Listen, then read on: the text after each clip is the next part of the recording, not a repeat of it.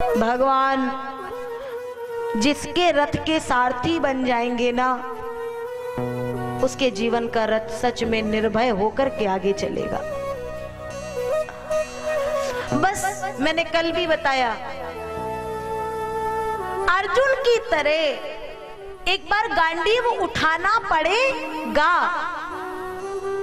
और अपने जीवन के धर्म युद्ध के लिए 5 जन्य बजाना पड़ेगा, अपने शौर्य का 5 जन्य बजाना पड़ेगा। और तब भगवान आ जाएंगे हमारे रथ को हाँकने के लिए, मार्गदर्शन करने के लिए, पग पग पे हमारी रक्षा करने के लिए। आज भगवान ने ब्रह्मास्त्र को शांत किया और अब जब चले ना तो कुंती मैया दौड़ के आई और चरणों में गिर गई। भगवान ने देखा, ए कुंती मैया क्या कर रही हो, ये मुझे पाप में डाल रही हो। कुंती मैया दोनों हाथ जोड़ी और कहती है, गोविंद यही तो आपका स्वभाव है। आज तक आप यहाँ रहे, किसी ने आपको अपना भाई माना, किसी ने आपको अपना भतीजा माना, लेकिन कृष्ण आपके वास्तविक स्वरूप को हम में से कोई जान नहीं पाया। हमारे जीवन में इतने कष्ट के जो क्षण आए, दुर्योधन का इतना कोप, इतना बड़ा महाभारत का युद्ध और लाक्षागृह की वह दधकती हुई आग, और अभी अभी यह जलता हुआ ब्रह्मास्त्र। हम सब इसी में तो पड़े हैं कि कृष्ण हमारे साथ है तो हमारे ही जैसे है, लेकिन उस परमात्मिक स्वरूप को हम में से कोई पहचान नहीं पाया। भगवान ऐसे ही हमारे आपके भी पास आते हैं, लेकिन हम बस एक साधारण संबंध के कारण उनके वास्तविक रूप को पहचान नहीं पाते हैं। आज कुंती मैया ने कहा, मैं जान गई हूं प्रभु कि आप कोई साधारण नहीं है। जिन संबंधों तक हमने आपको सीमित कर दिया, आप उन सबसे परे हैं। प्रभु आज ये कुंती आपसे जाते जाते कुछ मांगना चाहती है। हाँ हाँ कहो ना, आप मुझे देंगे अवश्य। कुंती ने कहा, विबुधा संतु न सस्वत,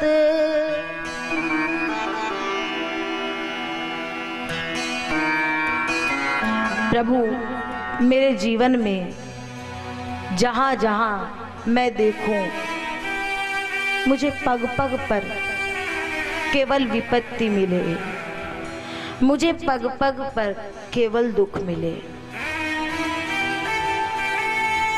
भवतो दर्शनम यस्याद पुनर्भव दर्शनम, फलस्वरूप विपत्ति में पड़कर के मैं आपको पुकारूंगी और आपको याद करूंगी, इसलिए मुझे विपत्ति दे दो, मुझे दुख दे दो।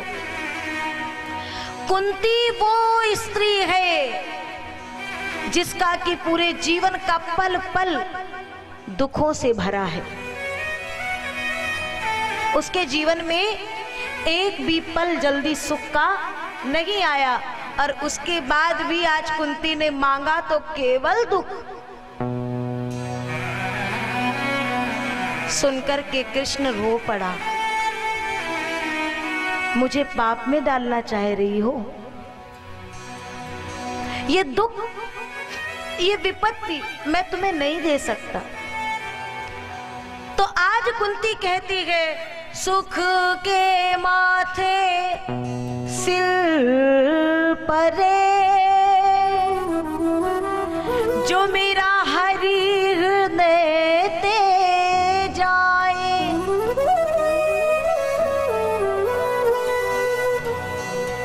बलिहारी वहाँ दुख की, जो पल पल नाम जपा।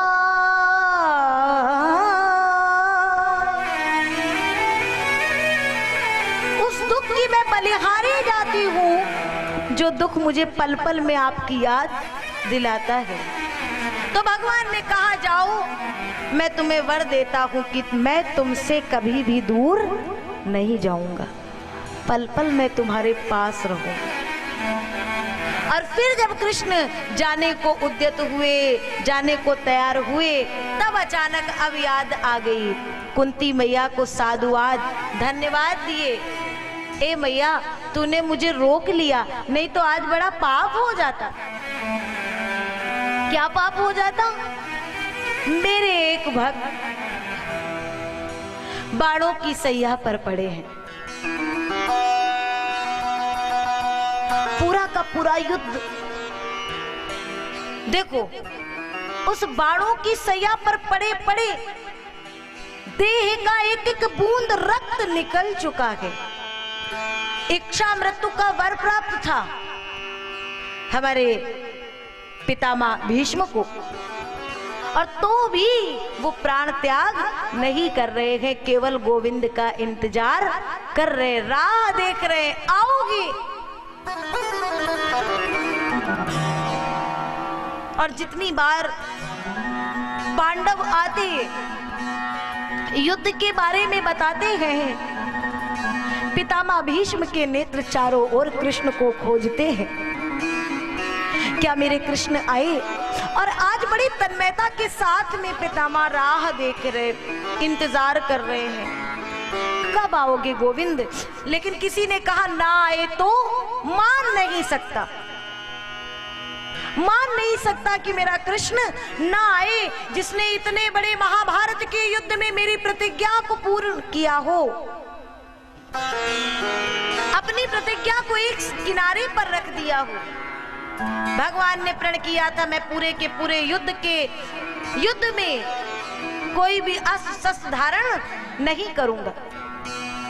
और पितामह ने भी कहा था, मैं भी शांतनु गंगा का पुत्र नहीं, अगर मैंने गोविंद के हाथ में कोई अस्त्र शस्त्र धारण न करा दिया। और घमासान बाणों की बौछार इतनी की अर्जुन की ओर कि जैसे ही अर्जुन कराह करके चिक्कार मारा ना, भगवान को कुछ नहीं मिला तो रथ का वही पहिया, वही चक्का लेकर के दौड़ पड़े सरकार। पितामह ने वहीं से बौछार बंद कर दी, मेरा काम हो गया। अरे ए गोविंद, तुमको अपने प्रण की कोई बात ही नहीं है तुम्हारे में। आपने कहा था मैं भी अगर एक पिता की संतान हूं तो मैं भी कोई अस्त्र शस्त्र धारण करने वाला नहीं हूं। तो वो चार पंक्तियां बोले, गोविंद सुनो भीष्म भक्त राज, मो को जन्म देनहार जगत में हजार है।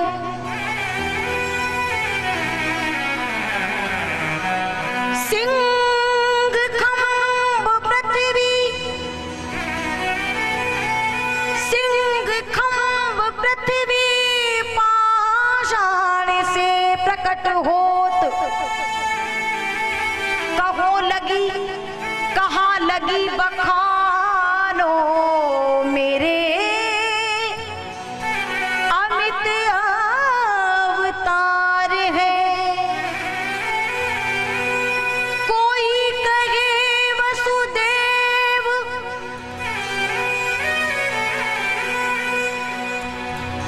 कोई कहे वसुदेव देव की को लाल, और कोई नंद और यशोदा को कुमार है। मुझे तो जहां जैसी आवश्यकता पड़ती है, सिंह के रूप में आना पड़े वहां पे भी प्रकट हो जाता हूँ, पाषाण के मध्य से प्रकट होना पड़े वहां से भी प्रकट हो जाता हूँ, पृथ्वी के मध्य से आना पड़े वहां से भी प्रकट हो जाता हूँ।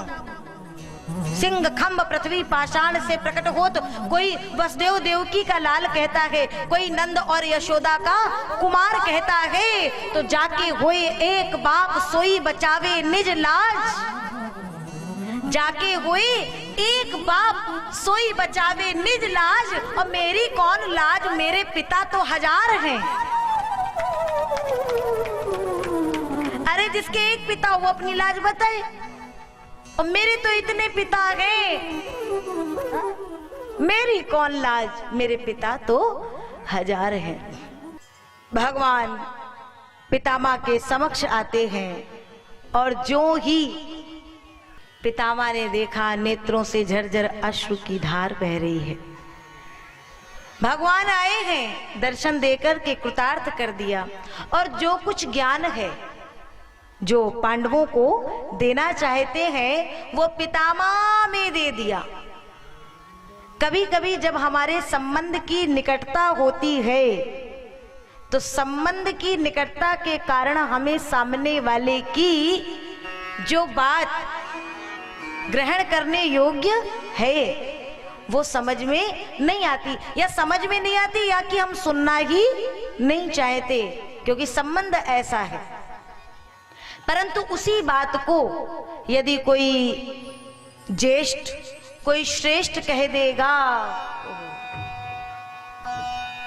कोई श्रेष्ठ कह देगा सरकार, तो महाराज हम तुरंत उसे ग्रहण कर लेंगे, स्वीकार कर लेंगे, हृदयंगम कर लेंगे। इसीलिए युधिष्ठिर इत्यादि को जो ज्ञान देना था वो भगवान ने पितामह से दिलवाया। और फिर वहां द्रौपदी को जो हंसी आई, पितामह पूछ बैठे, द्रौपदी तू हंसी क्यों? बोले महाराज इस हंसी का कारण है कि आप ज्ञान दे रहे हैं, बहुत अच्छा है, परंतु ये ज्ञान उस समय कहाँ गया था जिस समय वो दुशासन मेरे चीर को खींच रहा था। कृष्ण ना होते तो मेरा क्या होता। पितामह कहते हैं बेटी मैंने दुर्योधन के यहाँ का दूषित अन्न खाया था जिसके कारण मेरी बुद्धि दूषित हो गई थी, परंतु अब उस अन्न से बना एक एक बूंद रक्त निकल चुका है, और अब ये जो मैं बोल रहा हूँ ये शरीर माध्यम है, और जो शब्द है वो बांके बिहारी के हैं, हमारे कृष्ण कन्हैया के हैं। सुंदर ज्ञान देते देते उत्तरायण का समय आया और पितामह ने वहीं पर देह त्याग किया है, और सबने जाकर के पितामह का जो अंतिम संस्कार की जो क्रिया है उसको पूर्ण किया है। कहने का भाव, पितामह ने जब इतना इंतजार किया, राह देखी, तो भगवान एक दिन उनके यहाँ गए। समस्त ब्रह्मांडों की जिम्मेदारी है प्रभु पर, उसके बाद भी भगवान अपने भक्त को कभी भी भूलते नहीं है, लेकिन हाँ थोड़ा परिश्रम, थोड़ी मेहनत तो करनी पड़ेगी।